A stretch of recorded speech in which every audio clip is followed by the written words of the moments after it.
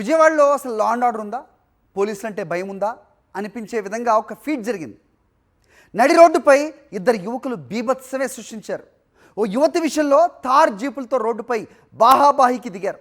లింగమనేని రోహిత్, బొల్లా ఓం Patamata high tension 100 feet రోడ్లో తార్ జీపులతో ఢీకొట్టుకున్నారు. అనంతరం రోడ్డుపైనే cinema action scenes తలపించేలా రాడ్లతో jeep అద్దాలు పగలగొట్టి హంగామా సృష్టించారు. పరస్పరం దాడి చేసుకున్నారు. దీంతో భయాందోళనకు గురైన స్థానికులు, వాహనదారులు పరుగులు పెట్టారు. పోలీసులు వెళ్లేసరికి లింగమనేని రోహిత్ పరారవగా బొల్లా ఓంను అదుపులోకి తీసుకున్నారు. ఘటన జరిగిన సమయంలో యువతి కారులోనే ఉన్నట్టుగా పోలీసులు గుర్తించారు.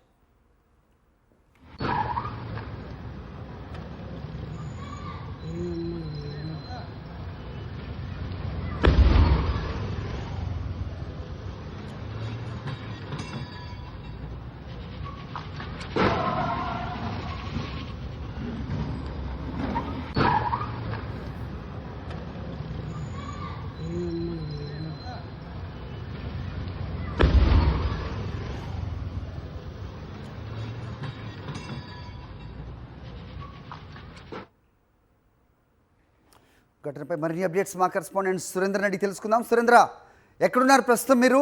ఎవరి ఇద్దరు యువకులు? ఏంటి అహంకారం? ఏం జరిగింది అసలు అక్కడ? అప్డేట్ చెప్పండి. పోలీసులు ఏం చెప్తున్నారు?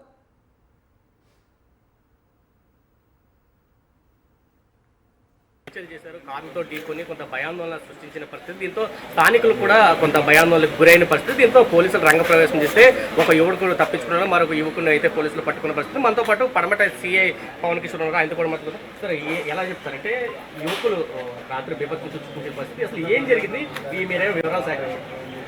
నేను బొల్లా బొమ్మలు 21 ఇయర్స్, అలాగే లింగమనేని రోహిత్ 19 ఇయర్స్. ఇద్దరు కూడా ఫ్రెండ్సే.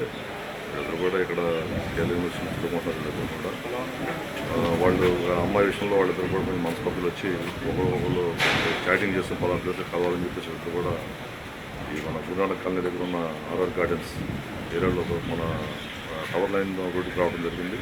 అక్కడికి వచ్చిన వీళ్ళు ఒకరికొకళ్ళు కారు కొట్టి ఇద్దరు కూడా పార్క్ కార్లు ఉన్నాయి. పార్క్ కార్లు గుర్తుకోవడం వల్ల బండి డ్యామేజ్ అయింది.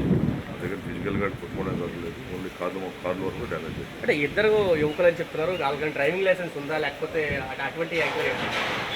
ఇద్దరు కూడా డ్రైవింగ్ లైసెన్స్ ఉన్నాయి. కేసు కూడా నమోదు చేయడం జరిగింది. దర్యాప్తులో భాగంగా వాళ్ళు కూడా అదుపులో తీసుకోవడం జరిగింది. ఇక ఫర్దర్ ఇన్వెస్టిగేషన్. అంటే ఇటువంటి ఘటనలు పునరావృతం అవుతానే ఉన్నాయి. ఏ ప్రభావంతో ఇటువంటి ప్రయత్నాలు చేశారు భావిస్తుంది? నేనేంటంటే కొంచెం యూత్ అవడం వల్ల కొంచెం స్పీడ్గా ఉంటారు. వాళ్ళు తెలిసి తెలియని ఇంట్లో చేయడం జరిగింది. దాని కూడా మొత్తం అన్ని యాంగిల్స్ కూడా మేము దర్యాప్తు చేయడం జరుగుతుంది. చెప్తున్నారు.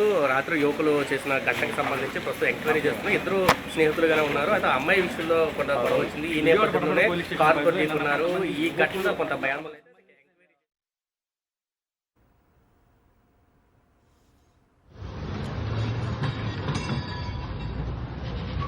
ఒక యువతి విషయంలో ఇద్దరు యువకులు, వీళ్ళిద్దరూ ఫ్రెండ్సే అని తెలుస్తోంది. గతంలో స్నేహితులే.